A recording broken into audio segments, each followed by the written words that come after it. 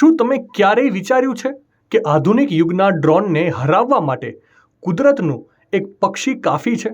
જી હા, તો મળો આપણા અર્જુનને. આ કોઈ સામાન્ય ગરુડ નથી, પણ ભારતીય સેનાનો અસલી ડ્રોન શિકારી છે. પ્રકૃતિ અને લશ્કરી ટેકનોલોજીનું આ અનોખું સંગમ છે.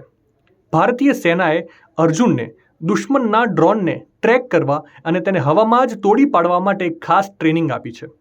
ફિલ્મ જેવું લાગે છે, પણ આ હકીકત છે. આ ગરુડ માત્ર શિકાર નથી કરતું, પણ તે જાસૂસ પણ છે.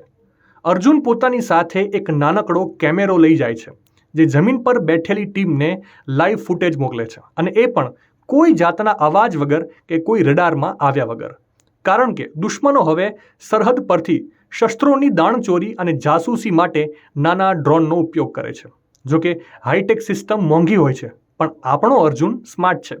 તે દુશ્મનોના ઠેકાણા સુધી પહોંચીને ગુપ્ત માહિતી ખેંચી લાવે છે. જ્યારે ટેકનોલોજી નિષ્ફળ જાય છે, ત્યારે પ્રકૃતિ પોતાનો જાદુ બતાવે છે. ભારતીય સેનાના આ બહાદુર યોદ્ધા અર્જુન બાબતે આપનો શું અભિપ્રાય છે? કોમેન્ટ કરીને જરૂરથી જણાવજો.